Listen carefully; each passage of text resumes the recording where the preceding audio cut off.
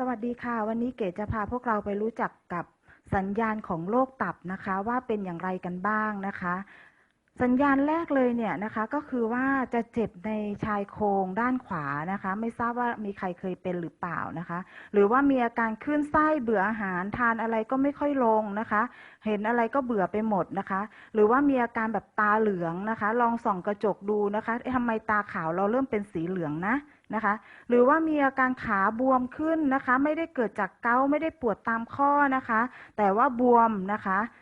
นะคะหรือว่าผิวมีปัญหาเช่นสิวเหอมีผดผื่นหน้าตาหมองคล้ำนะคะนั่นก็คืออาการหนึ่งนะคะปวดเมื่อยตามกล้ามเนื้อหรือตามข้อค่ะจะเมื่อยอยู่ตลอดเวลานวดเท่าไหร่ก็ไม่หายสักทีนะคะหรือว่าบางครั้งเนี่ยจะสังเกตว่าท้องทำไมบวมขึ้นนะคะท้องบวมเกิดจากอะไรนะคะลองดูสาเหตุนะคะอ่อนเพลียเหนื่อยล้าง่ายง่วงซึมกว่าปกติพักผ่อนเท่าไรก็ไม่เพียงพอสักทีนะคะหรือว่ามีอาการคันตามร่างกายค่ะคันแบบหาสาเหตุไม่เจอเลยนะคะ